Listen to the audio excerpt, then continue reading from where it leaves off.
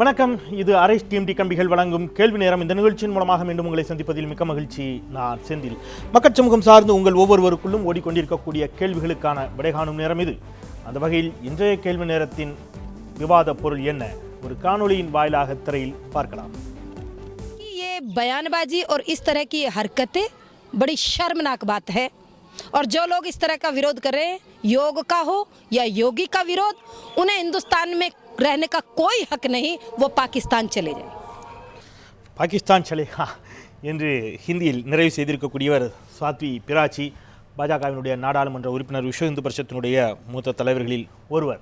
ஏற்கனவே இவர் தெரிவித்திருக்கக்கூடிய பல்வேறு கருத்துக்கள் சர்ச்சையை ஏற்படுத்தியிருந்தன. தற்பொழுது அவர் மீண்டும் யோகாவை எதிர்ப்பவர்கள், இந்திய நாட்டில் வசித்துக்கொண்டு யோகாவை எதிர்ப்பவர்கள் இங்கு இருக்க வேண்டாம், அவர்கள் பாகிஸ்தானுக்கு செல்லலாம் என்று ஒரு கருத்தை தெரிவித்திருப்பது ஒரு பெரிய சர்ச்சையை ஏற்படுத்தியிருக்கிறது. ஏற்கனவே நம்முடைய துணை குடியரசுத் தலைவர் மீதான விமர்சனங்கள், பாஜகவினுடைய விமர்சனங்கள் பல்வேறு சர்ச்சைகளை ஏற்படுத்தின. மேற்கு வங்கத்திலும் கூட மமதா பானர்ஜியின் சார்பாக அங்கிருக்கக்கூடிய திரிணாமுல் காங்கிரஸ் கட்சியைச் சேர்ந்த நாடாளுமன்ற உறுப்பினர் தெரிவித்திருக்கக்கூடிய ஒரு கருத்தும் மிகப்பெரிய சர்ச்சையை ஏற்படுத்தியிருக்கிறது.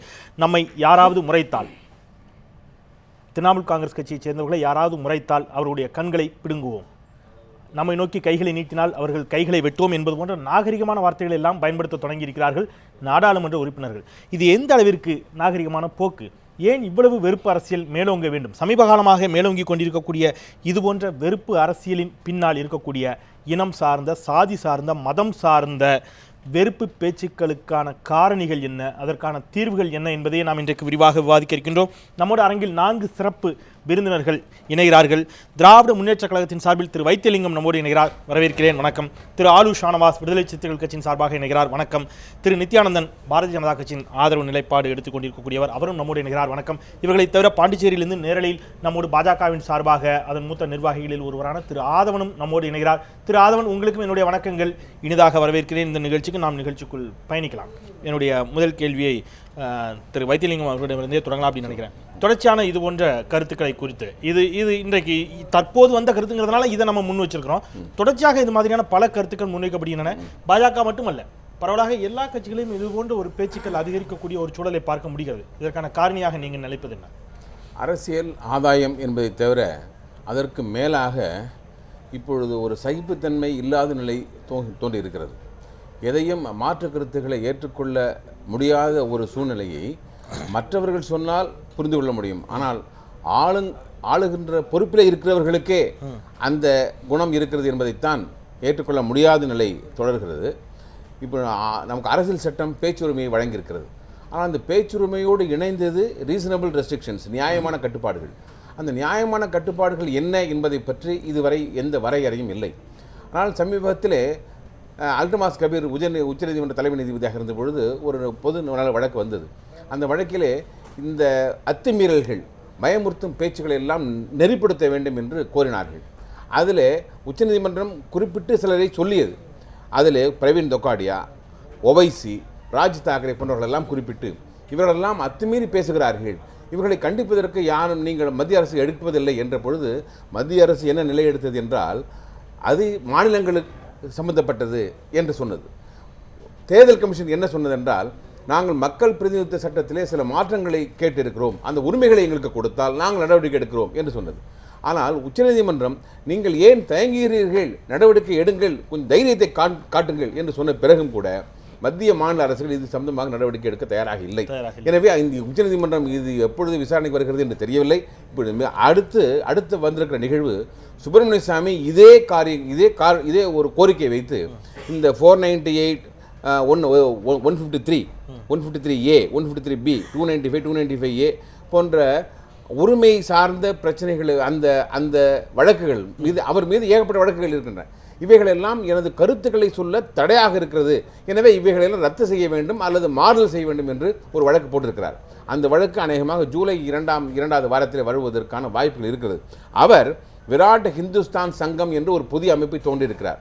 பாரதிய ஜனதா கட்சியில் இருந்து கூட பாரதிய ஜனதா கட்சியில் இருப்பவர்கள் பல குரல்களை பல கோணத்தில் இருந்து பேசுவார்கள். அதில் யாருக்கும் எந்த கட்டுப்பாடும் கிடையாது. பிரதமர் மோடி இவைகளெல்லாம் அநாகரிக பேச்சுக்கள், இவைகளெல்லாம் நீங்கள் தவிர்க்க வேண்டும், ரெஃப்ரைன் என்று சொல்லுவார் தவிர கட்டுப்படுத்துகிற கட்டுப்படுத்த தவறிவிட்டது அப்படி இல்லை. அவர்கள் ஒருவேளை அதாவது கட்டுப்படுத்த தவறு என்பது ஒரு வகையிலே ஊக்குவிப்பதாகத்தான் நாம் பொருட்களை வேண்டும். எனவே ஆளுகின்ற பொறுப்பில் இருக்கிறவர்கள் தங்களது அரசியல் அபிலாஷைகளை நோக்கங்களை நிறைவேற்றுவதற்காக அவர்களே இது போன்ற பேச்சுக்கள் வளர்த்தெடுக்கப்படுகின்றன. ஆட்சியில் இருப்பவர்கள், அதிகாரத்தில் இருப்பவர்கள் மிக உறுதியான துணியில் அதை கண்டிக்க வேண்டும், அதை தடுத்து நிறுத்த வேண்டும். அது மட்டுமே தீர்வு அப்படிங்கிறார் அவர். உங்களுடைய பார்வை? அதாவது எதற்கெடுத்தாலும் பாகிஸ்தானுக்கு போங்கள், பாகிஸ்தானுக்கு போங்கள் என்று சொல்லக்கூடிய காட்சியை பார்க்கிறோம். இது இன்றைக்கு நேற்றைக்கு இது சொல்லப்படுவதல்ல. பாகிஸ்தான் என்று ஒரு தனிநாடு உருவானதிலிருந்து இங்கு இருக்கிற முஸ்லீம்களை பாகிஸ்தானோடு தொடர்புபடுத்தியே பார்க்கிற ஒரு அபத்தமான பார்வை இந்த ஆர்எஸ்எஸ் கும்பலுக்கு, சங்க பரிவார் சக்திகளுக்கு இருக்கிறது.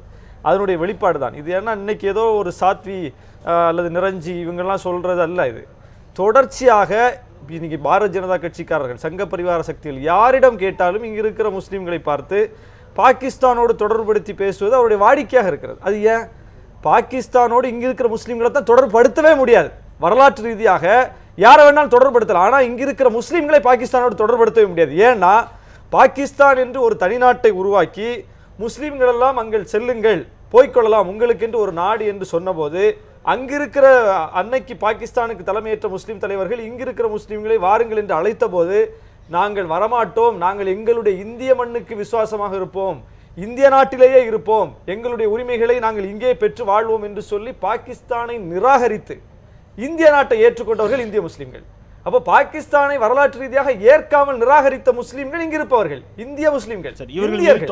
அவர்களை பார்த்து நீங்கள் பாகிஸ்தானுக்கு போங்கிறது எந்த வகையில நியாயம்? அப்போ பாகிஸ்தானை அதிகமாக சிந்திப்பது, பாகிஸ்தானை பற்றியே சிந்திப்பது வந்து இந்த கும்பலாகத்தான் இருக்கிறது. இவர்கள் தான் பாகிஸ்தானுக்கு போனப்போ. நான் அடுத்த சுற்றுகளில் விவாதத்திற்குள் பயணிக்கலாம்.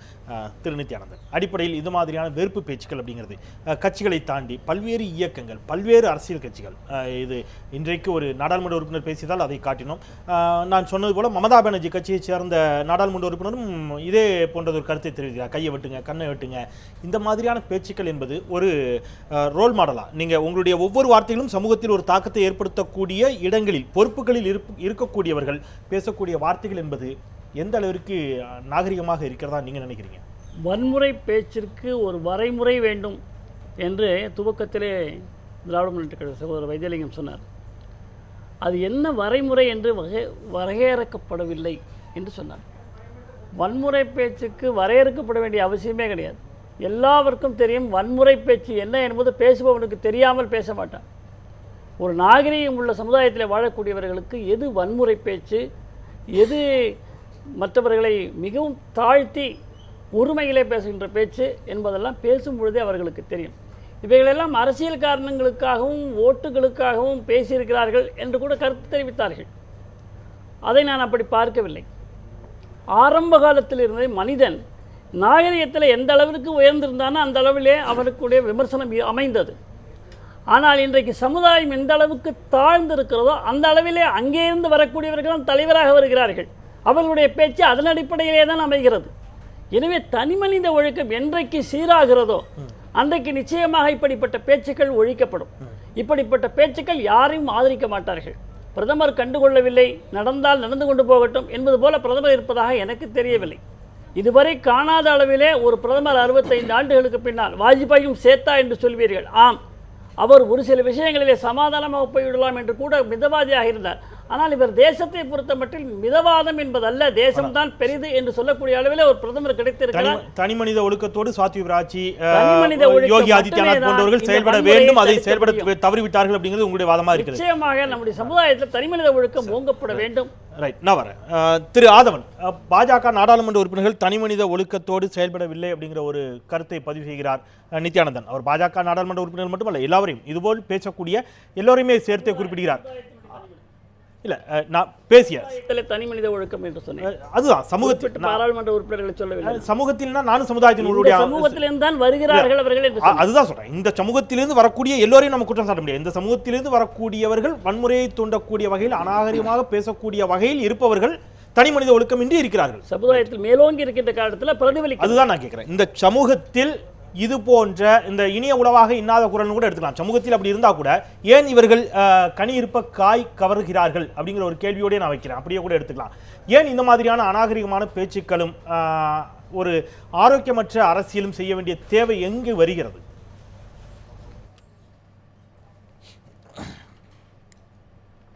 இல்லை, கடந்த 40 ஆண்டுகளாக பார்த்தீர்கள் என்றால் அரசியலிலே மிகப்பெரிய மாற்றங்கள் ஏற்பட்டிருக்கின்றன. 40 வருடங்களுக்கு முன்பாக பார்த்தீர்கள் என்றால் தேசிய கட்சிகளின் செல்வாக்கு ஓங்கியிருந்த காலத்தில் தேசிய கட்சிகள் மிக நாகரிகமான போக்கிலே அரசியல் பாதைகள் அமைத்து நடந்து கொண்டிருந்தார்கள். ஆனால் கடந்த 40 ஆண்டுகளில் இந்த பிராந்திய கட்சிகள் வளர துவங்கிய பிறகு அந்த பிராந்திய கட்சிகள் அவர்கள் கையில் எடுத்த ஆயுதங்கள் பெருவாரியாக பார்த்தீர்கள் என்றால் வன்முறைகளையும் இது போன்ற ஒரு ஹேட்ரட் ஸ்பீச் என்று சொல்லப்படுகின்ற வெறுப்பு பேச்சுக்களையுமே விதைத்து இன்று அரசியல் கலாச்சாரமே மாறி போய் எல்லா மட்டத்திலையுமே உங்களுக்கு இந்த வெறுப்பு பேச்சு வன்முறையை தூண்டுகின்ற பேச்சு என்கின்ற ரீதியிலே ஒரு வன்முறை அரசியல் களமாக மாறிவிட்டது. திரு ஆதவன், நான் குறிப்பிடுவதற்கு தயவு செய்து மன்னிக்கணும். திரு ஆதவன், பாஜக என்பது இப்பொழுது தேசிய கட்சியா பிராந்திய கட்சியா?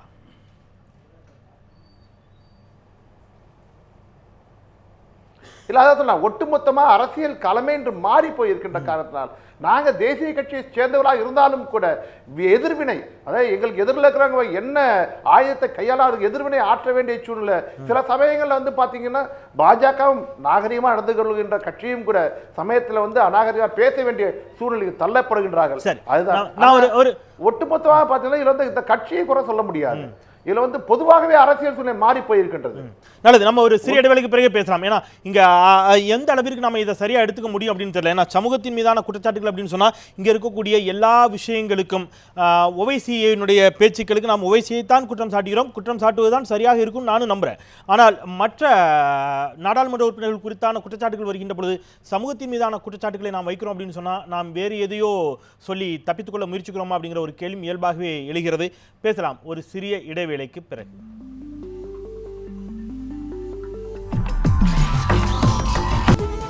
நியூஸ் 7 தமிழ், பொறுப்பும் பொது நலமும்.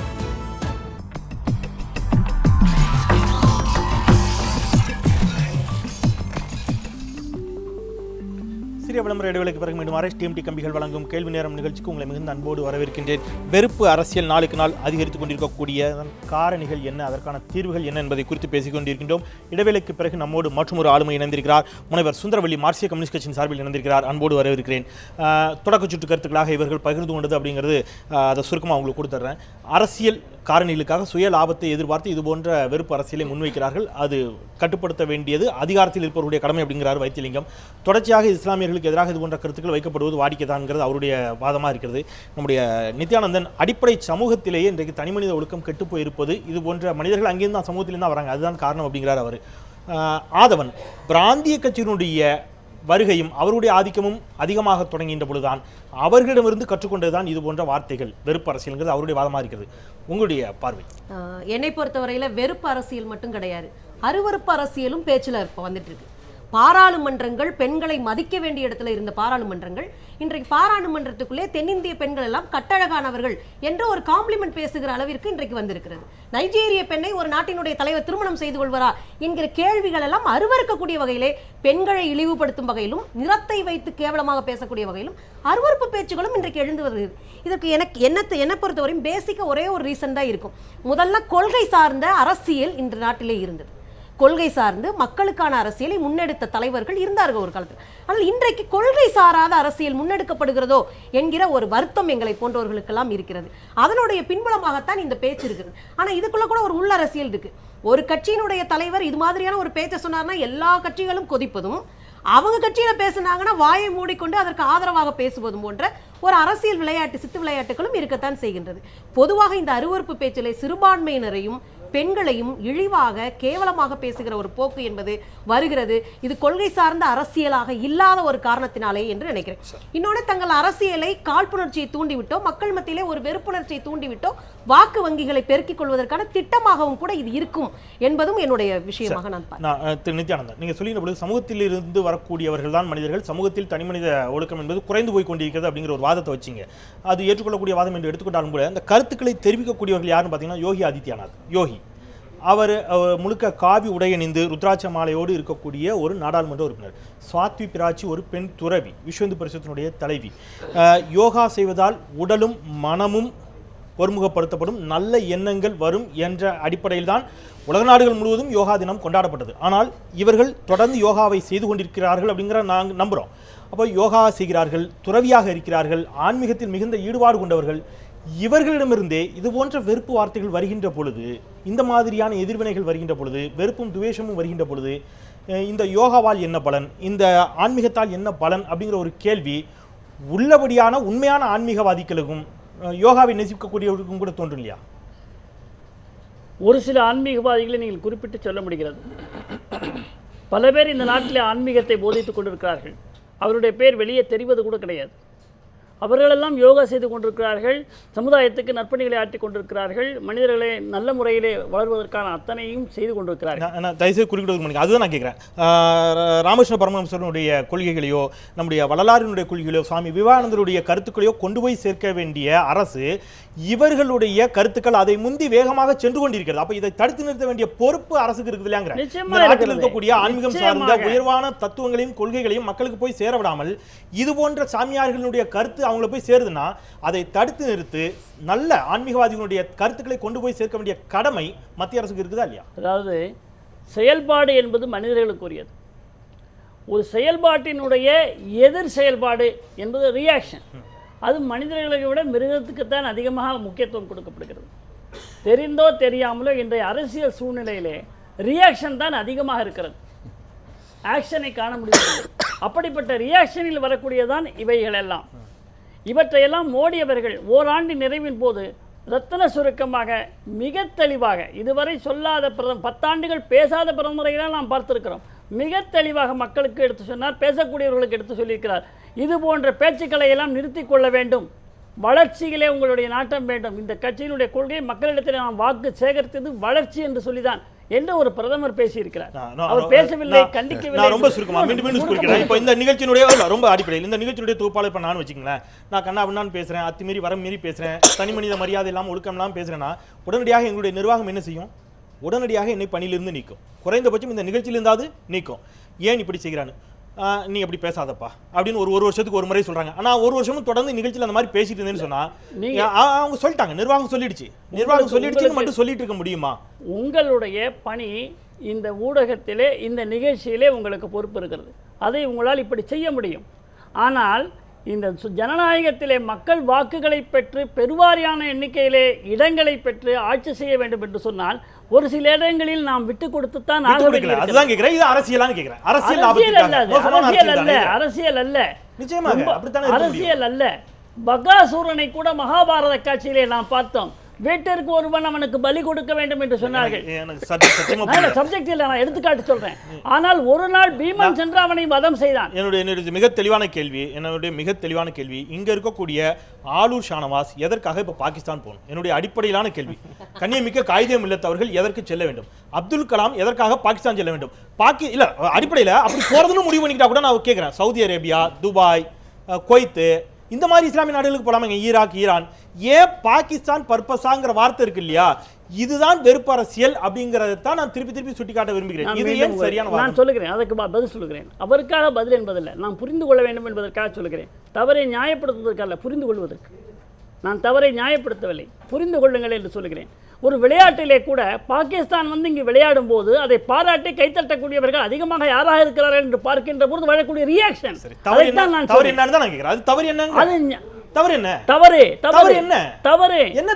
பாகிஸ்தான் என்ற காரணத்திற்காக விளையாட்டாக பார்க்கக்கூடிய மனோநிலை இல்லாமல் விளையாட்டாக பார்த்தால் யாரும் தவறு சொல்ல மாட்டாங்க. ஐபிஎல் நடக்குது. நான் ரொம்ப எளிமையாக கேக்குறேன். ஐபிஎல்ல சவுத் ஆப்பிரிக்கா வீரருக்கும் சென்னை சூப்பர் கிங்ஸ்க்கு என்ன சம்பந்தம்?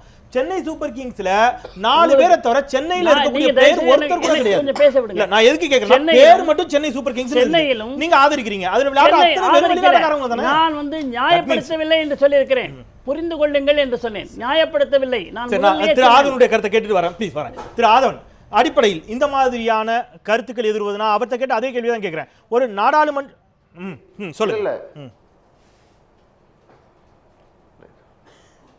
சொல்லுங்க இல்ல நீங்க சொன்ன மாதிரி கிரிக்கெட் விளையாட்டில் நீங்கள் சொல்ல ஐபிஎல் விளையாட்டில் எடுத்துக்காதீங்க.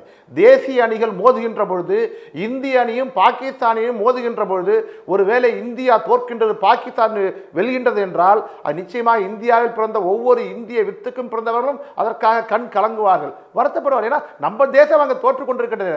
ஆனாலும் கூட சிலர் இங்கே இந்த தேசத்திலே பாகிஸ்தான் வெற்றியை கொண்டாடுகின்றார்கள் என்றால் அவர்கள் பாகிஸ்தான் செல்லுங்கள் என்று ஏன் கூறக்கூடாது? அது மாத்திரமல்ல, ஐஎஸ்ஐஎஸ் தீவிரவாதிகள் திரு ஆதவன் வெற்றி பெறுகின்றார் என்றால் நான் சொல்லி முடிக்கிறேன். திரு ஆதவன் மணியை அணிந்து கொண்டு இந்திய கரையில இருக்கின்ற இளைஞர்கள் மணியை அணிகின்றார்கள் என்றால் அவர்கள் ஏன் பாகிஸ்தானுக்கு செல்லுங்கள் என்று கூறக்கூடாது? திரு ஆதவன், அடிப்படையில் என்னுடைய கேள்வி ரொம்ப தெளிவா வச்சிடுறேன்.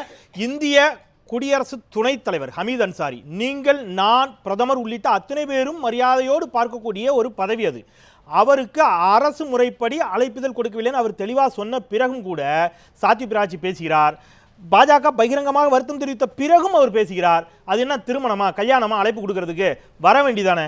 வராதவர்கள் பாகிஸ்தான் செல்லுங்கள் என்று சொன்னால் இந்த நாட்டினுடைய துணை குடியரசுத் தலைவரை கூட மதம் சார்ந்த கண்ணோட்டத்தோடு பார்ப்பது எந்த விதத்தில் அடிப்படை நியாயம் நினைக்கிறீங்க?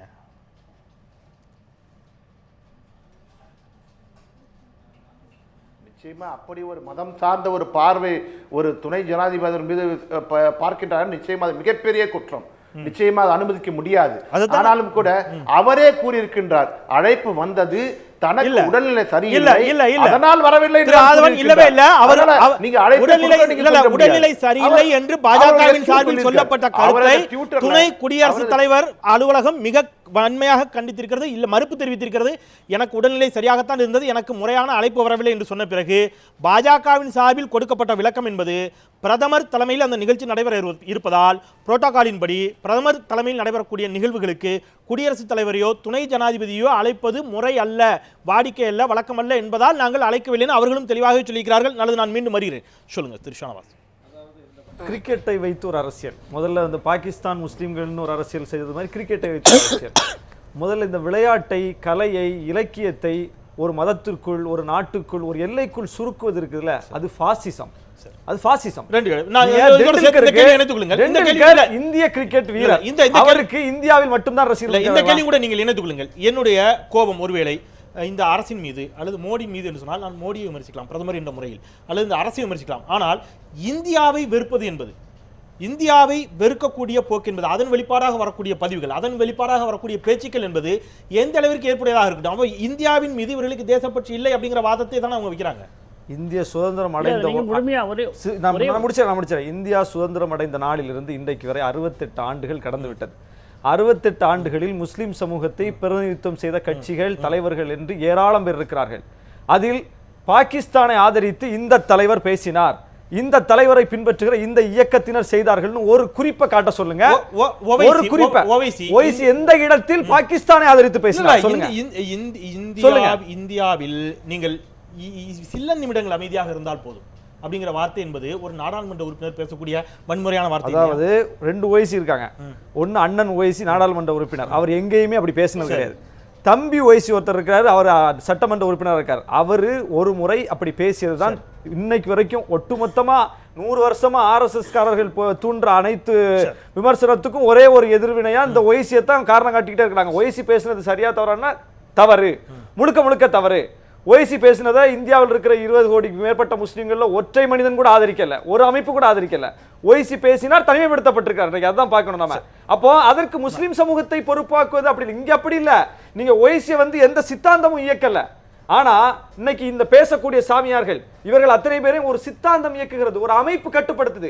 RSS ஒரு வார்த்தை சொன்னா இவங்க அவ்வளவு பேர் கட்டுப்படுவாங்க. ஓய்சி யார் கட்டுப்படுத்துறது? ஓய்சிக்கு எந்த மத தலைவர்கள் இருக்காங்களா அல்லது சமூக தலைவர்கள் இருக்காங்க? யாரும் கிடையாது.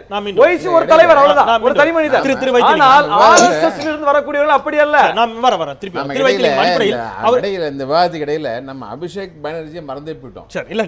திரிணாமுல் காங்கிரஸ் அவரும் சாதாரண மனிதர் அல்ல, அதைத்தான் அவர் குறிப்பிடுறாரு. ஆதவன் குறிப்பிட்டாரு, அதாவது தேசிய அரசியலில் இருக்கின்ற வரை இந்த பிரச்சனைகள் இல்லாம அப்படி இருந்தது. அப்படி சொல்ல முடியாது. எப்பொழுது ஏன்னா, இந்த மாநில இல்ல, பிராந்தியம் சார்ந்து, ஏன்னா அதை நான் குறிப்பா நேரடியா திமுக நோக்கி வைக்கிறேன். இந்த ஹேட் ஸ்பீச் அப்படின்னு பாத்தீங்கன்னா அந்த லிஸ்ட்ல வந்து பாஜகவுடைய பெயர் தான் பட்டியலில் மிகப்பெரியது. அது சமீப காலமாக. ஆனால் பல மேடைகளில் திமுகவுடைய மேடைகளில் பேசப்படுகின்ற வார்த்தைகள் எந்த அளவிற்கு நாகரிகமான வார்த்தைகளா இருக்கு. உச்சநீதிமன்றத்தில் மன்னிப்பு கேட்டு வருண் காந்தி நான் இனிமேல் இது பேச மாட்டேன்னு சொல்லி எழுதி பெயில் வந்தார். திரு வைத்தியலிங்கம், என்னுடைய கேள்வி என்பது எந்த அளவிற்கு திமுகவினுடைய மேடைகளில் ஆரோக்கியமான வார்த்தைகள் பயன்படுத்தப்படுகின்றன. கடமை, கண்ணியம், கட்டுப்பாடு என்ற மூன்று கலைஞரும் சரி தளபதியும் சரி எந்த கடைநிலை பேச்சாளர்கள் முதற்கொண்டு எந்த வகையிலும் பொறுப்பற்று பேச மாட்டார்கள். அதாவது மற்றவர்களை புண்படுத்துகிற வகையில் அதாவது நீங்க நான் இன்னும் சொல்லியிருக்கேன், இந்த மதம், இனம், மொழி, சாதி போன்றவற்றை உணர்வுபூர்வமான பிரச்சனைகளிலே மாற்று கருத்துக்களை பேசித்தான் ஆக வேண்டும். இப்போ அனைத்து தரப்பினரும் அர்ச்சகர் ஆக்கணும் அப்படிங்கிறது எங்களுடைய கொள்கைன்னா அதை நான் வந்து பிராமணர்களுக்கு மட்டும் ஏன் அந்த உரிமை எங்களுக்கும் கூட என்று கேட்டுத்தான் ஆக வேண்டும். அது மற்றவர்களை புண்படுத்துவதாக ஆகாது. அது உரிமை சார்ந்த பிரச்சனை. உரிமை சார்ந்த பிரச்சனைகளிலே அந்த மதம், இனம், மொழி, இடம் போன்ற பல பிரச்சனைகளிலே அந்த உரிமைகளை கோருகிற பொழுது மற்றவர்களுடைய கருத்துக்கு மாறாக இருக்குமே ஆனால் அதை நாங்கள் பேசித்தான் தீர்வோம். ஆனாலும் அவர்களை புண்படுத்துவதாக அந்த வார்த்தைகள் அமையாது.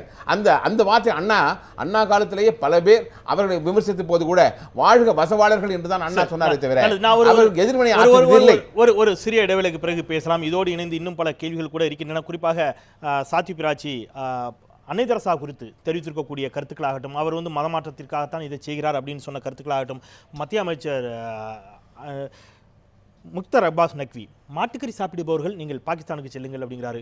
இந்த எல்லாவற்றிற்கும் பாகிஸ்தான் செல்லுங்கள் என்று சொல்லக்கூடிய கருத்துக்களாகட்டும், அவர் சொன்ன மாதிரி நான் முதலே ஒரு விஷயத்தை குறிப்பிட்டேன்.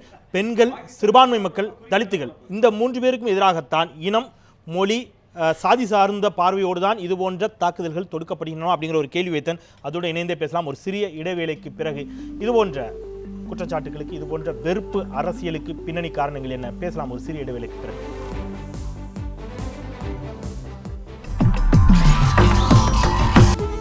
நியூஸ் 7 தமிழ், பொறுப்பும் பொது நலமும்.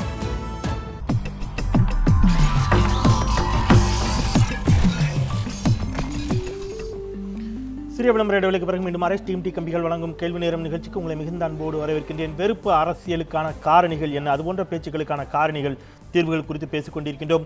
சமூக வலைத்தளங்களில் ஏராளமான கருத்துக்கள் பதிவு செய்யப்பட்டிருக்கின்றன. அவற்றில் சிலவற்றை மட்டும் பார்த்துவிட்டு நாம் வாதத்திற்குள் தொடரலாம். சமூக வலைத்தள கருத்துக்கள்.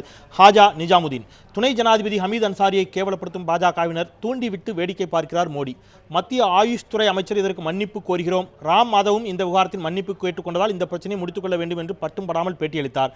அடுத்த நாளே ஹமீத் அன்சாரியை மீண்டும் இழிவுபடுத்தி பேசியுள்ளார் சாத்வி பிராச்சி அப்படிங்கிறாரு அவர். அதிரை உபயா, இதுவரை இந்துத்துவினர் மட்டுமே பேசி வந்த சர்ச்சைக்குரிய வார்த்தைகளை அதை எடுத்துக்காட்டாக வைத்து மற்ற தலைவர்களும் பேச ஆரம்பித்து விட்டார்கள் அப்படிங்கிறது தான் அவருடைய வாதமாக இருக்கிறது. அதை தான் அபிஷேக் அங்கேயும் பேசியிருக்கிறார் மேற்கு வங்கத்தில் அப்படிங்கிறது அவருடைய வாதமாக இருக்கிறது. கஃபில், முதலில் யார் தடிப்பான வார்த்தையை உபயோகப்படுத்துகிறார்களோ அவர்கள் மீது கடுமையான நடவடிக்கை எடுக்க வேண்டும். அப்படி எடுத்தால் அதை வந்து கட்டுப்படுத்தலாம் அப்படிங்கிறது, கடுமையான நடவடிக்கையை தான் தீர்வுங்கிறது அவருடைய வாதமாக இருக்குது. வடிவேல் ஜீவன், மக்கள் வைக்கும் கேள்விகளை சிறப்பாளர்களிடம் வையுங்கள். இதனை கண்டாவது அவர்கள் தங்களின் செயல்பாடுகளை மாற்றிக்கொள்ள உதவும். நீங்கள் நாகரிகம் கருதி என்று சொல்லிக்கொண்டு சில சாதகமான கேள்விகளை மட்டும் முன்வைப்பது உண்மைக்கு அழகல்ல அப்படின்றார் வடிவேல் ஜீவன். அவ்வாறு எந்த கேள்விகளையும் நாங்கள் மறைப்பதில்லை வடிவேல். நாகரிகமான துணியில் வைக்கப்படுகின்ற எத்தனை கேள்விகளையும் நாங்கள் முன்வைத்துக் கொண்டு தான் வருகிறோம். சிந்தன், இப்படி அநாகரிகமான பேச்சுக்கள் எல்லா கட்சியினராலும் செய்யப்படலாம். ஆனால் அதற்கு கட்சியின் எதிர்வினை கடுமையாக இருக்க வேண்டும். அப்படி இல்லாத போது அநாகரிகமான பேச்சுக்கள் அதிகரிக்கவே செய்யும் அப்படிங்கிறது அவருடைய வாதமாக இருக்கிறது. ராவணன் தமிழ் சமரன், இதுபோன்ற உண்மை சம்பவங்களை வெளிக்கொண்டு வராதீர்கள். அவர்கள் மீது பாயாத ஆமை உங்கள் மீது இறையாண்மையாக பாய்ந்து விடும் அப்படின்னு இருக்கிறாரு ஹாஜா நிஜாமுதீன். திரு செந்தில் அவர்களே, தாங்கள் மனசாட்சியுடன் சொல்லுங்கள், இதுவரை இது தொடர்பாக எத்தனை விவாதங்களை நடத்தியுள்ளீர்கள்? என்ன தீர்வு கண்டுள்ளீர்கள்? இவர்கள் ஒரு காலமும் திருந்த போவது இல்லை. நமது பிரதமர் மௌனத்தை கலைத்துவிட்டு அதிரடி நடவடிக்கைகள் எடுத்தால் ஒழிய வேறு ஏதும் செய்ய இயலாது. ஆனால் நமது பிரதமர் ஒருபோதும் அதை செய்ய போவதில்லை. RSSின் மிரட்டல் அப்படிங்கிறாரு ஹாஜா நிஜாமுதீன். பெரும்பாலான கருத்துக்கள் அவ்வாறாகவே இருக்கின்றன. சாலமன், சீமான் திருச்சியில் பேசிய போது இறையாண்மை பாதிச்சதுன்னு கேஸ் போட்டாங்க. இந்த மந்திரிங்க பேசுறதெல்லாம் இறையாண்மைக்கு எதிராக வராதான்னு கேட்டிருக்கிறாரு. பெரும்பாலான கருத்துக்கள் அவ்வாறாக இருக்கின்றன. நன்றி. சமூக வலைத்தள கருத்துக்களை பதிவு செய்தவர்களுக்கு. சுந்தரவெளி சொல்லுங்கள்.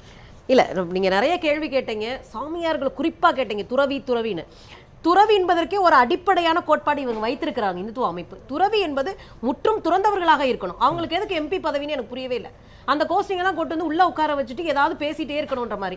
இன்னொரு விஷயம் நீங்க சொன்னீங்க, பிரதமர் அவர்கள் வந்து உடனே கேள்வி கேட்கிறாரு, யாரும் இப்படி பேசாதீங்க அப்படின்னு சொல்லி தட்டி வச்சாரு, அதாவது பேசாதீங்கன்னு சொல்லி கட்டுப்பாடோட வச்சாருன்னு. எப்ப கட்டுப்பாட பேசினாரு?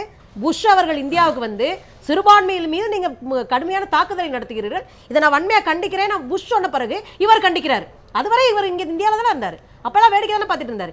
இதற்கு அடுத்தும் கூட நீங்க இன்னொரு கூட பாத்தீங்கன்னா, இவர் பிஜேபியை பொறுத்தவரையில தொடர்ந்து இது மாதிரியான இந்துத்துவ அமைப்புகள் தொடர்ந்து துவேஷமாக சிறுபான்மையினருக்கு எதிராகவும் பெண்களுக்கு எதிராகவும் பேசுகிற போதெல்லாம் என்ன நிகழ்ந்தது? அவர்களுக்கு ஒரு பதவி கொடுப்பாங்க, இல்லைன்னா அவங்களை பாதுகாப்பாங்க, இல்லைன்னா அவங்களுக்கு முன்னிலை கொடுப்பாங்க. அப்ப இதெல்லாம் பார்க்கும்போது முஷாஃபர் கலவரம் நடந்த போது கூட அங்கே யார் பாதிப்பை உள்ளாக்கினார்களோ அவர்களுக்கு மேடையில் கூப்பிட்டு அந்த 2 எம்எல்ஏக்கும் பாராட்டு விழா வச்சாங்க. அப்ப என்ன நடக்கு என்றால், யார் பாதிப்பை உருவாக்குகிறார்களோ, யார் மக்களிடையே பிரிவினையை தூண்டுகிறார்களோ, யார் மக்களை துண்டாட நினைக்கிறார்களோ அவர்களை பாராட்டுவதும் அவர்களை பாதுகாப்பதும் அவர்களுக்கு பதவி கொடுப்பதுமாக வைத்திருந்தால் இதை தொடர்ந்து இவர்கள் செய்யத்தான் செய்வார்கள். திரு நித்யானந்தா, பதவியை பிடுங்குங்க, நடவடிக்கையை கட்சி பதவியை பிடுங்குங்கள் அப்படிங்கிறது அவங்களுடைய வாதமா இருக்கு. நான் வேறொரு கோணத்துல கூட இதை கேட்கிறேன். இதற்கு முன்பு வரை இந்த நாடாளுமன்ற உத்தரப்பிரதேச மாநிலத்தில் நீங்க பேசுங்க, இந்த கேள்வியோடு எனக்கு கொள்ளுங்கள் தயவு செய்து. நாடாளுமன்ற தேர்தலுக்கு முன்பு வரை பிரதமர் மோடி பிரதமராக பதவியேற்பதற்கு முன்பு வரை இந்த விவாத மேடைகள் அனைத்திலும் எல்லா தொலைக்காட்சி விவாதங்களிலும் பாஜகவினுடைய மதம் சார்ந்த குற்றச்சாட்டுகளுக்கு எதிர்க்கட்சிகள் மற்ற இடதுசாரிகளோ காங்கிரஸோ வைக்கக்கூடிய குற்றச்சாட்டு என்பது குஜராத் கலவரமாகவும் மோடியை குறித்தானதாகவும் மட்டுமே இருந்து கொண்டிருந்தது. ஒருவேளை அதை மறக்கச் செய்வதற்காக மோடியை விட இவர்கள் எல்லாம் இன்னும் அதிகமாக பேசுகின்ற பொழுது இப்பொழுது சமீப காலமாக அதை விட்டுவிட்டு இவர்கள் எல்லாம் இதை நோக்கி ஓடிக்கொண்டிருக்கிறார்கள். இதற்காகவே கூட ஊடகங்களுடைய சாமர்த்தியம் இதுதான். ஊடகங்கள் செய்கின்ற தவறான பிரச்சாரம் இது. மோடி அவர்கள் மீது சொன்ன குற்றச்சாட்டு அத்தனையும் பொய் என்று நீதிமன்றங்கள் சொல்லி ஆகிவிட்டது. ஆனால் அதையும் பிடித்துக் கொண்டிருக்கிறீர்கள், அதை அழிப்பதற்காக புதிதாக என்று ஏதோ லட்சக்கணக்கிலே கொலை செய்து விட்டார் என்பதா இன்னும் பதிவு செய்து கொண்டிருக்கிறீர்கள். நான் அப்படி எதுவுமே சொல்ல, நீங்க தான் சொல்றீங்க. நீங்க மோடி அவர்களுடைய கொடுமை, அவர் செய்த கொடுமை. நான் ரொம்ப எளிமையா தான் சொன்னேன், நீங்க தான் ஞாபகப்படுத்திக்கிறீங்க. நான் எதிர்க்கட்சிகள் சொல்கிறார்கள் தான் சொன்னேன். நீங்க முழுமையா என்ன பேச அனுமதிக்கணும். நான் ரொம்ப சுருக்கமாக சொல்றேன், கதையெல்லாம் சொல்றது இல்லை. இந்த கிரிக்கெட் விளையாட்டில் சொல்லும்போது முக்கியமான ஒரு விஷயம் சொல்லும்போது நீங்க தடுத்து நிறுத்திட்டீங்க. இது விளையாட்டாகத்தான் பார்க்க வேண்டும் என்று சொன்று புரியாத அளவிற்கு நான் இங்கு வரவில்லை. ஆனால் எந்த நாடு விளையாடும் பொழுது அந்த நாட்டினுடைய கொடியை எரித்திருக்கிறார்கள் என்று சொன்னால், இந்தியா வெற்றி பெறும் பொழுது இந்தியாவுடைய கொடியை எரித்திருக்கிறார்கள், பாகிஸ்தான் வெற்றி பெறும்போது இந்தியாவுடைய கொடியை எரித்திருக்கிறார்கள். இது இந்த நாட்டில் நடந்திருக்கிறது, வேறு எங்குமே அதை நீ காட்ட முடியாது. எனவே எதற்காக இங்கே இருக்கக்கூடிய இஸ்லாமியர்கள் மீது கோபப்படுகிறார்கள்? அது அது போன்ற செயல்பாடுகளில் யார் ஈடுபட்டாலும் அவர்கள் பாகிஸ்தானுக்கு இல்ல, நீங்க எந்த நாட்டுக்கு வேணாலும் கடத்தலாம், தப்பே இல்ல. நான் சொல்லிடுறேன், எந்த நாட்டுக்கு வேணாலும் கடத்தலாம், தப்பே இல்ல. இந்திய இறையாண்மைக்கு முற்றிலும் எதிரானவர்கள் 1% கூட இந்திய இறையாண்மைக்கு எதிரான கருத்துக்களை அனுமதிக்கவே இயலாது. ஆனா நான் சொல்றது, ஒரு 10 பேர் எரிச்சாங்க அப்படிங்கிறதுக்காக ஒட்டுமொத்த இஸ்லாமியர்களின் மீதான கருத்துக்களாக வைப்பது சரியான. அதை புரிந்து கொள்ள வேண்டும். நியாயப்படுத்தவில்லை என்று நான் சொன்னேன், எதிர்வினை என்று நான் சொன்னேன். அது மனிதர்கள் செய்யக்கூடியதல்ல என்று சொன்னேன். ஆனால் மனிதன் செய்து விடுகிறான், மிருகமாக இருக்கிறான் இன்றைக்கு, அதற்காக செய்து விடுகிறான். இன்னொரு விஷயம், இந்த ஊடகங்கள் என்று நான் உங்களுக்கு சொல்லும் பொழுது உங்களை மட்டுமே சொல்லவில்லை, குறிப்பிடுகிற சாமியார்கள் இருக்கிறார்களே, பாஜக எம்பி என்று பல முறை ஊடகங்களிலே சொன்னார்கள். பாஜக எம்பி கிடையாதவர், விஸ்வ இந்து பரிஷத்தை சார்ந்தவர். கடந்த முறை கட்சி ஆயிடுச்சு, அரசியல் பரிஷத்தை சார்ந்தவர்கள் பேசினார்.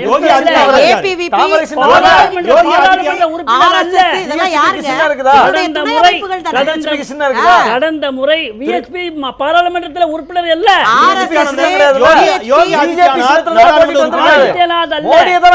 ஆதித்யநாதை சொல்லவில்லை, சாமியார் என்று வரிசைப்படுத்தி. கடந்த முறை அனைத்து ஊடகங்களும் எம்பி என்றுதான் சொன்னார்கள், பத்திரிகைகள் கூட வந்தது, பிறகு வருத்தம் தெரிவித்தார்கள்.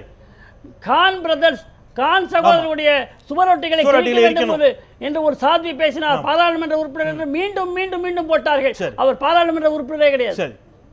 அவர் பேசியது இந்து மக்களுடைய மாநாட்டிலே, பொதுக்கூட்டங்களிலே கூட கிடையாது. ஏன் இதை சொல்லுகிறேன்? உத்தரப்பிரதேச மாநிலம் பதேபூர் தொகுதியிலிருந்து பாரதிய ஜனதா சார்பில் தேர்ந்தெடுக்கப்பட்டவர் நிரஞ்சன் ஜோதி. அவர் யாரு? யோகி ஆதித்யநாத். யாரு ஆதித்யநாத்தை நான் சொல்லவில்லை. நான் இப்ப நான் இல்ல அதுதான் கேக்குறேன். நான் சொல்றது யோகி ஆதித்யநாத் சாத்வி நிரஞ்சன் ஜோதி யார்? பாஜக எம்பியா இல்லையா? மத்திய அமைச்சர். அதுதான் கேக்குறேன். மீனவ சமுதாயத்தைச் சேர்ந்த மத்திய அமைச்சர், அவர் துறவியா ஒரு இல்லையா? கிராமத்தை சேர்ந்த மத்திய அமைச்சர். அவரை நீங்க துறவியாக சொல்கிறீர்களா, குறிப்பிடுகிறீர்களா இல்லையா? அவர்கள் துறவு மேற்கொண்டு அவர் எந்த அமைப்பைச் சேர்ந்தவர்? நீங்க துறவி என்றால் அனைத்தையும் துறந்தவர் என்பதை ஏற்றுக்கொள்ளலாம். ஆனால் அனைத்தையும் என்பதிலே ஒரு சிறு திருத்தம்.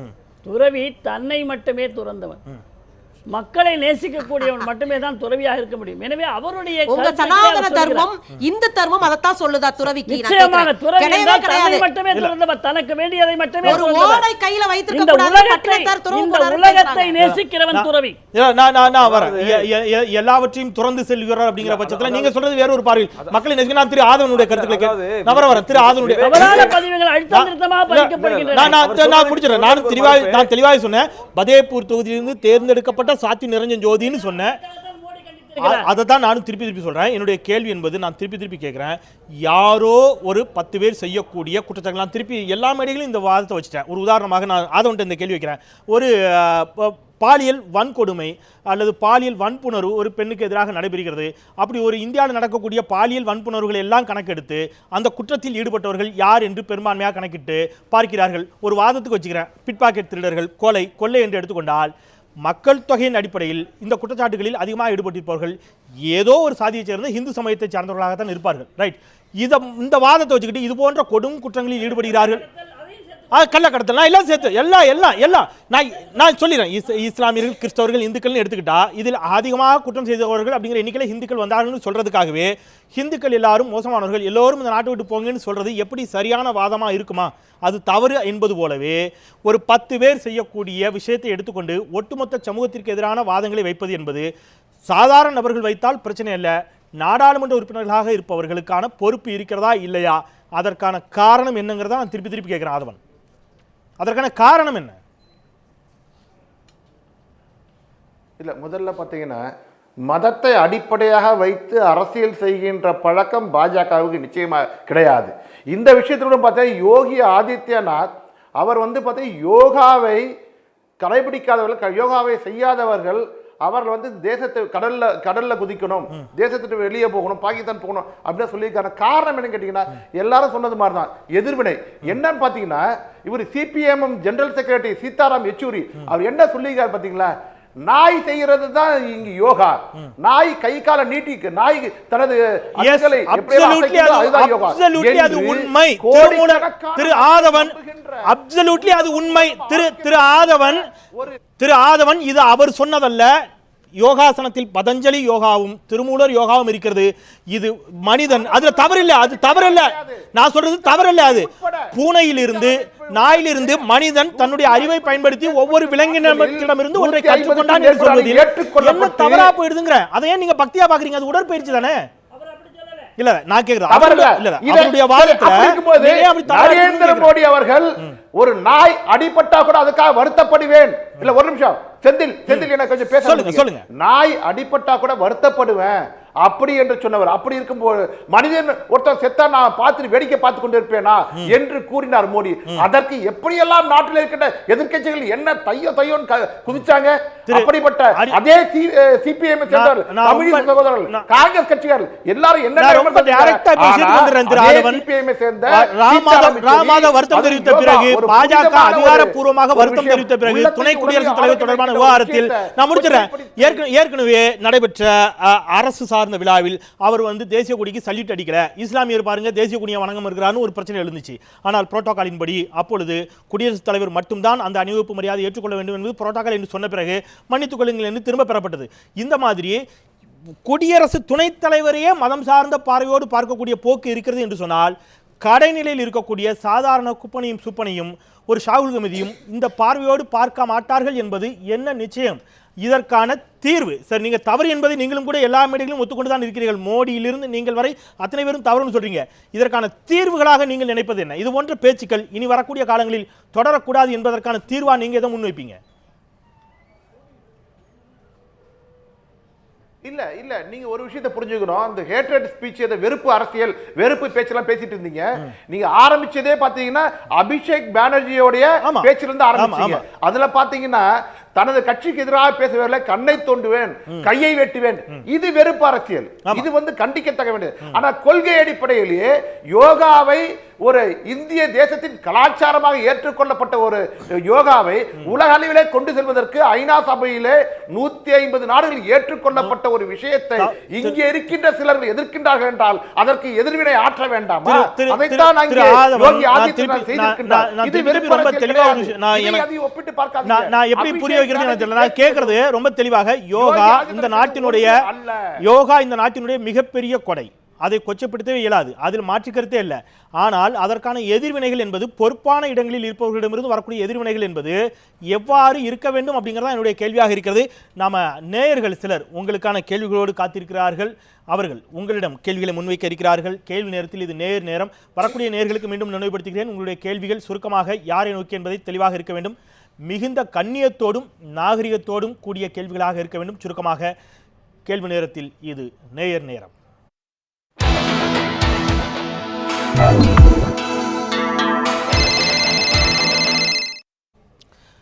முதல் நேயர் இணைப்புக்கு வந்திருக்கிறீங்க. உங்களுடைய பெயர் கேள்வி விரைவாக, தொலைக்காட்சியை பார்க்காம உங்களுடைய பெயர் கேள்வி. என்னுடைய பெயர் சம்பத்குமாருங்க. சம்பத்குமார், உங்களுடைய கேள்வி யாருக்கானது? என்னுடைய கேள்வி ஆதவன் அவருக்கான கேள்விங்க. வைங்க சுருக்கமாக. ஐயா வணக்கம்ங்க. நீங்க இந்த 10 ஆண்டுகள்ல யாரென்று தெரியாதவர்கள் எல்லாம் கூட இப்ப ஒரு பதவிக்கு வந்த பின்னாடி இது தேவையில்லாம மிகவும் விஷமத்தனமான பேசிட்டு இருக்கிறாங்க. அதைய கண்டிக்க கூடிய இடத்துல இருக்கிற பிறரும் அதை முழுமையா கண்டித்த மாதிரி தெரியல. இப்ப ஒவ்வொருத்தரா கண்டித்து இப்பொழுது துணை குடியரசுத் தலைவர் வரைக்கும் இந்த நிலைமை வந்துருச்சு. இதை இப்படியே தடுக்க வேண்டிய பிரதமர் பேசாமலே இருந்தா எப்படி நீங்க இந்த 120 கோடி மக்களை ஒற்றுமையா வச்சு? நல்லது சம்பத், உங்கள் கேள்வி உள்வாங்கிக் கொள்ளப்பட்டது, மிக்க நன்றி. தொடர்ந்து நிகழ்ச்சியை பாருங்கள். மற்றும் ஒரு நேயர் வணக்கம். வணக்கம் சார். பெயர் கேள்வி. என்னுடைய பேர் சுப்பிரமணியம். கேள்வி யாருக்கானது? திமுக அன்பருக்காகது. சுருக்கமாக. அவர் திமுக தலைவர் கருணாநிதி பாத்தீங்கன்னா ராமர் எந்த காலேஜ்ல இன்ஜினியரிங் படிச்சிருக்காருன்னு கேட்டிருக்காரு. இது இந்துக்களோட மதத்தை கண்டிப்பா மனத்தை புண்படுத்தும்.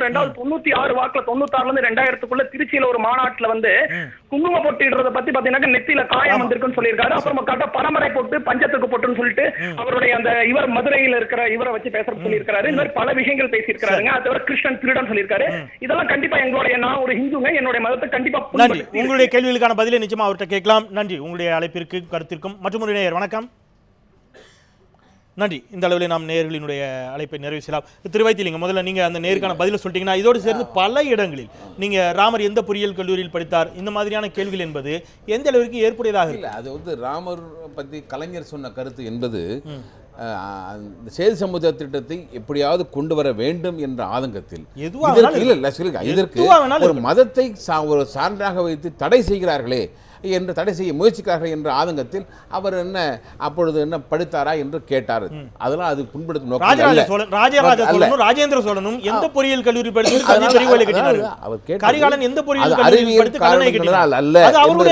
சொன்ன சொல்ல தவிர அது யாரையும் புண்படுத்துவதற்காக சொன்ன சொல்ல அல்ல. இரண்டாவது, குங்குமத்தை பொறுத்து சொல்கிறார். இன்னமும் நம்பிக்கை உள்ளவர்கள் திராவிட முன்னேற்ற கழகத்திலே அந்த மத சின்னங்களை அணிந்துதான் இருக்கிறார்கள். அதுக்கு கருத்து நண்பர்களுக்காக, அதாவது மூட நம்பிக்கைகளை அல்ல விட்டுவிட வேண்டும் என்பதற்காக அவர்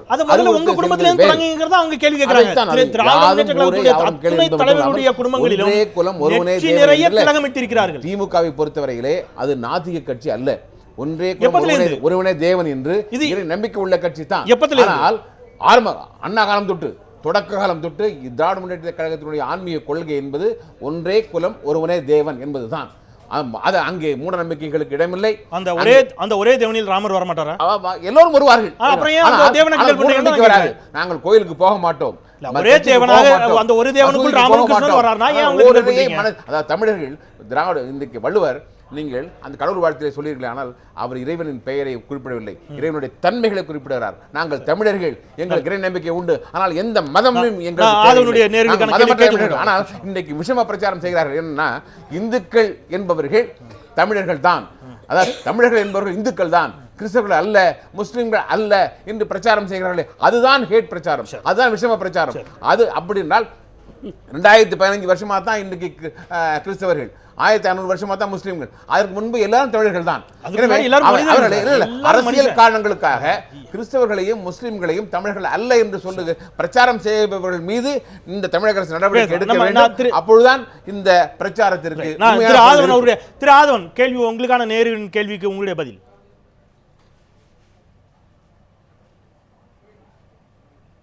இல்லை, அவர் சொன்னார் இது மாதிரி மத விஷயங்களில் வந்து பாஜக எம்பி பாராளுமன்ற உறுப்பினர்கள்லாம் விமர்சனம் செய்யும் போது அது ஏன் கண்டிக்கலங்க. பிரதமர் மிக தீவிரமாக அழுத்தமாக அதை கண்டித்திருக்கின்றார். நமது கட்சியிலே இருக்கின்ற பாராளுமன்ற உறுப்பினராக இருக்கட்டும், சட்டமன்ற உறுப்பினர் யாராக இருந்தாலும் வளர்ச்சியை மாத்திரமே முன்னிலைப்படுத்த மக்களோட வாக்கை நாம் பெற்றிருக்கிறோம். ஆகவே நீங்கள் பேசுகின்ற ஒவ்வொன்றும் நாட்டினுடைய வளர்ச்சியாகத்தான் இருக்க வேண்டும். கடுமையாக கண்டனம். மிக நிறைவாக ஒரே கேள்வியோடு நான் நிறைவு செய்கிறேன். உங்களுடைய கருத்தை மிக நிறைவாக. பாஜகவினுடைய நாடாளுமன்ற உறுப்பினர்களோ மத்திய அமைச்சர்களோ பாகிஸ்தான் வாழ்க அப்படின்னு சொல்லிட்டு இதனுடைய தனிப்பட்ட கருத்துன்னு சொல்றாங்க ஒரு வாதத்திற்கு, அல்லது மோடியோ அத்வானியோ அல்லது யோகாவையோ பாரத மாதாவையோ கொஞ்சம் இழிவுபடுத்தக்கூடிய வகையில் ஒரு கருத்தை தெரிவிச்சுட்டு இதனுடைய தனிப்பட்ட கருத்துன்னு சொல்றாங்க. பிரதமர் மோடி வெறும் கண்டனத்தை மட்டும் பதிவு செய்துவிட்டு அமைதியாக இருப்பாரா?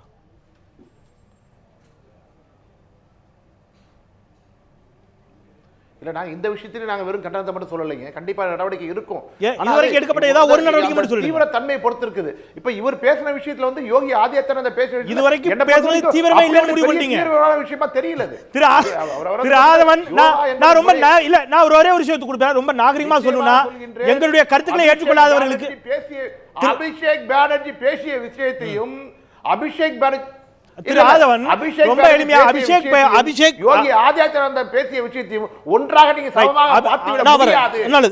திரு நித்யானந்தன், அபிஷேக் பானர்ஜி கைகளை விட்டோம் கண்ணை புடுங்கோங்கிறாரு. கைகளை வெட்டுறதுங்கிறது கைகளையும் கண்ணையும் மூடிட்டா கூட ஒரு மனுஷன் உயிரோடு இருக்க முடியும், ரைட்? ஆனா மரண தண்டனை கொடுக்குறாரு யோகி ஆதித்யநாத், இன்னொருத்தர் நாடு கடத்துறாரு. இது ரெண்டுமே கொடுமையான தண்டனை. எங்களுடைய கருத்துக்களை ஏற்றுக்கொள்ளாவிட்டால் ஒரு மரண தண்டனைங்கிறாரு. தட் மீன்ஸ் கடலுக்குள் மூழ்கடிக்க வேண்டும். கடலுக்குள் மூழ்கடிச்சா உயிரோட இருக்க முடியாது. இவராது கையும் கண்ணையும் முடின்னு விடுறோங்கிறாரு. அதை விட இது கொஞ்சம் பரவாயில்ல, தீவிரம் இல்லைன்னு சொல்றாரு ஆதவன். உங்களுடைய பார்வை எப்படி இருக்கு? இந்த நாட்டிலே பிறந்த எல்லோருக்கும் இந்த நாட்டிலே வாழ்வதற்கான உரிமை இருக்கிறது என்பதுதான் நான் பார்த்தவரை பாஜகவின் கொள்கையாக இருக்கிறது. பாஜகவினுடைய நிலைப்பாடு நிச்சயமாக இந்த நாட்டை தாய்நாடாக மதிக்கின்ற எல்லாருக்கும் இங்கே வாழுகின்ற உரிமை, இங்கே சாகின்ற உரிமை, செத்தாலும் இங்கேதான் புதைக்கப்பட வேண்டும். வேறு நாட்டில் அவர்களுக்கு இடம் கிடையாது. தொடர்ந்து பதிவு பண்ணுங்க. நான் ஒரே ஒரு கருத்தை மட்டும் சொல்லிடுறேன். யோகி ஆதித்யநாத், சாத்வி நிரஞ்சன் ஜோதி போன்ற காங்கிரஸ் இடதுசாரி எம்பிக்களை நாம் கடுமையாக கண்டிக்கலாம். சொல்லுங்க. நிச்சயமாக நான் கண்டிப்பதல்ல, அவர்கள் இடதுசாரி எம்பிக்கள், அவர்களை கடுமையாக கண்டிப்போங்க. நான் கண்டிப்பதல்ல. அந்தந்த அமைப்பை அவர் வலதுசாரி தான் சொல்றாரு. வலதுசாரி கருத்துக்களை சொன்னவர்கள் தீவிரமாக சொல்லியிருந்தால் அந்த அமைப்பை சார்ந்தவர்கள் பாரதிய ஜனதா கட்சியோ விஸ்வ இந்து பரிஷத்தோ RSS நிச்சயமாக நடவடிக்கை எடுக்கும். ஏனென்றால் அவை தேசபக்த இயக்கங்கள். நன்றி. அந்த அளவில் நம்ம நிறைவேற்றலாம். சுந்தரவழி நிறைவுக்கு இல்ல, என்னை பொறுத்தவரை எப்படின்னா இந்த பேச்செல்லாம் பேச விட்டு பிரதமர் வேடிக்கை பார்க்கிறார், RSS கூட்டங்கள்லாம் வேடிக்கை பார்க்கிறது என்றால் இந்தியாவை ஒளிர வைப்போம் என்றோ இந்தியாவை ஒரு பெரிய வளர்ச்சி பாதைக்கு கொண்டு செல்வோம் என்றோ கங்கணம் கட்டி கொண்டு சத்தியம் செய்துவிட்டு வந்த கூட்டம் இன்றைக்கு அதற்கான எந்த விதமான ஒரு விஷயத்தை முன்னெடுக்க முடியவில்லை, எல்லாத்தையும் தோல்வியாக இருக்கிறது என்பதை பாஜக தாண்டி நான் சொல்றேன். அபிஷேக் பானர்ஜியிலிருந்து எல்லோரும் இன்றைக்கு இது போல தொடங்கி இருப்பது என்பதற்கான தீர்வா நீங்க எதை நினைக்கிறீங்க? இல்ல, தீர்வு அப்படின்னு சொன்னோம்னா ஒரு கட்சி நாகரிகமான கொள்கை சார்ந்த முடிவுகளை மக்கள் மத்தியில வச்சு அரசியல் செய்யணும். தவறான அரசியல்வாதிகளை புறம் தள்ளுவதற்கான புத்தையை மக்களும் பெறணும். இதுல ஒரே ஒரு விஷயம்தான், இன்னைக்கு பேசியிருக்கிற அத்தனை பேரும் பாத்தீங்கன்னா ஒரு சின்ன சின்ன குழுவாக நின்று கொண்டு மக்களை சாதி வெறியாகவோ மத வெறியாகவோ இனவெறியாகவோ தூண்டிவிட்டு வாக்குகளை அறுவடை செய்கிறவர்களாக இருக்கிறார்கள். நீங்க நுட்பமா பாத்தீங்கன்னா அதுதான் ஒரே கடந்த 65 ஆண்டுகளா இதான் நடக்குது நாட்டுல. இல்ல நான் என்ன கேக்குறேன், இன்னைக்கு அது தீவிரமாக இருக்கிறதுன்னா நாங்க பயப்படுறோம். இன்னும் சொன்னா பெரும்பான்மையோட நீங்க இனிமேல் ஒரு மாற்றத்தை நோக்கி நகர்ந்து கொண்டிருக்கிறது. நிச்சயமாக தீவிரமாகாது. அந்த மாற்றம் எதை நோக்கி அப்படிங்கறத கேள்வியா இருக்கு. அந்த மாற்றம் ஆக்கப்பூர்வமான மாற்றமா இருக்கும், வளர்ச்சி மாற்றமா இருக்கணும்ங்கறது அத்தனை பேருடைய விருப்பமாகவும் இருக்குது. நன்றி.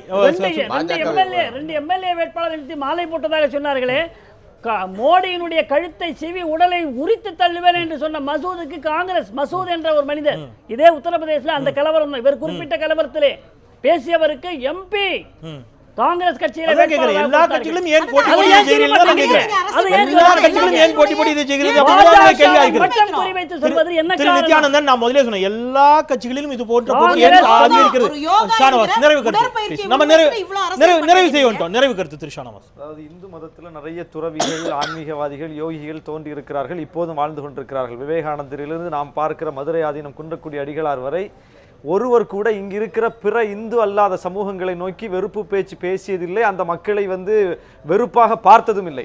இன்றைக்கும் குன்றக்குடி அடிகளார், மதுரை ஆதீனம் போன்ற இந்து சமய துறவிகள் முஸ்லிம்களோடும் இங்கு இருக்கிற இந்துக்கள் அல்லாத மக்களோடும் நேசம் பாராட்டக்கூடிய சூழலை பார்க்கிறோம். இந்த மக்களும் அவர்களோடு பழகக்கூடிய காட்சியை பார்க்கிறோம். ஆனால் இந்துக்களை காப்பாற்றப் போகிறேன், இந்து சமயத்தை காப்பாற்றப் போகிறேன் என்று சொல்லி காவி வண்ணம் பூசி இருக்கிற இந்த சங்கப்பரிவார் கும்பல் தான் முஸ்லிம்களையும் இந்துக்கள் அல்லாத மக்களையும் எதிரியாக காட்டி இந்துக்களை அணிதிரட்டுவது என்கிற அரசியல் கணக்கு. இது அரசியல் லாபத்திற்காக செய்கிறார். அப்புறம் இன்னொரு வாதம், அதாவது கலைஞர் ராமர் குறித்து எதிர்வினை வைத்தாரு, அதையும் இந்து சாமியார்கள் இந்த சங்க பரிவார சக்திகள் முஸ்லிம்களை நோக்கி வைக்கிறதை ஒன்றா பார்க்க கூடாது. சொல்றேன் கலைஞர் சமூக கட்டமைப்பிலிருந்து அதை விமர்சிப்பவர், இந்து சமூக கட்டமைப்பிலிருந்து அதை விமர்சிப்பவர், அவருக்கு அதுல உடன்பாடு இல்ல, அது விமர்சிக்கிறாரு.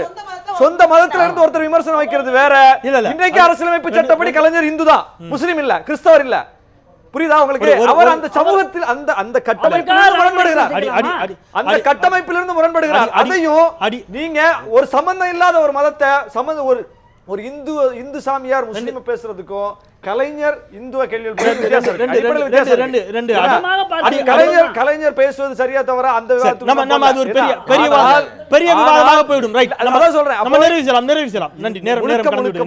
இது அரசியல் கணக்கு.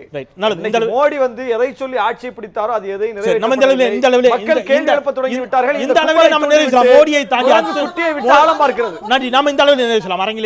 நால்வருக்கு மீண்டும் மீண்டும் என்னுடைய நன்றிகள். திரு ஆதவன் பாண்டிச்சேரியிலிருந்து தொடர்ச்சியான பணிகளுக்கு மத்தியில் எங்களோட நேரலையில் இணைந்தீர்கள்.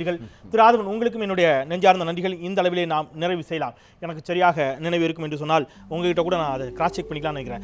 ரமண மகரிஷி தான் எறும்பு புற்றுக்குள் கால் விட்ட பொழுது எறும்பு கடிச்சிட்டு இருக்கும்போது காலை கூட வெளியில் எடுக்க தயங்கினார். ஏன்னா காலை எடுத்து உதறினாலோ வேறு ஏதாவது செய்தாலும் அந்த எறும்புகள் கூட செத்து போகக்கூடும் அப்படிங்கிறதுக்காக காலை எறும்பு புற்றுக்குள் இருந்து எடுக்காமல் வைத்துக் கொண்டிருந்தார் என்பதை படித்து வளர்ந்த பிள்ளைகள் நாம். ஆனால் அது போன்ற ஒரு சூழலோடு தான் இன்றைக்கு ஆன்மீகவாதிகளுடைய பேச்சுக்கள் இருக்கின்றனவா? அரசியல்வாதிகள், காமராஜர் முதற்கொண்டு அத்துணை அரசியல்வாதிகளும் நாகரிகத்தோடும் கண்ணியத்தோடும் எதிர்க்கட்சிகளை அணுகினார்கள். அதுபோன்ற அரசியல் பார்வையோடு தான் இன்று அதே காமராஜர் வழியில் வந்த காங்கிரஸ், அதற்கு எதிர்வினை ஆற்றிக் கொண்டிருக்கக்கூடிய பாஜக, இடதுசாரிகள், எல்லா கட்சிகளையும் சேர்த்தே சொல்லலாம். அதுபோன்ற அரசியல் கண்ணியத்தோடு தான் நடந்து கொள்கிறார்களா என்ற கேள்வி இயல்பாகவே எழுகிறது. இதுபோன்ற வெறுப்பு அரசியலுக்கு நிச்சயம் மக்கள் ஒருபொழுதும் இடமளிக்க மாட்டார்கள் மக்கள் மன்றத்தில் என்பதை நிச்சயமாக அரசியல்வாதிகள் நினைவில் வைத்துக் கொள்ள வேண்டும் என்பதை மட்டும் நான் நினைவுபடுத்தி இந்த அளவிலே நிறைவு செய்கின்றேன். மறந்து கொண்டே இருப்பது மக்களின் இயல்பு, அதை மீண்டும் மீண்டும் மீண்டும் நினைவுபடுத்திக் கொண்டே இருப்பது எனது கடமை. மற்றும் சில மக்கள் சமூகம் சார்ந்த பிரச்சனைகளோடு கேள்வி நேரத்தில் மீண்டும் உங்களை நாளை சந்திக்கின்றேன். நான் செந்தில். நன்றி.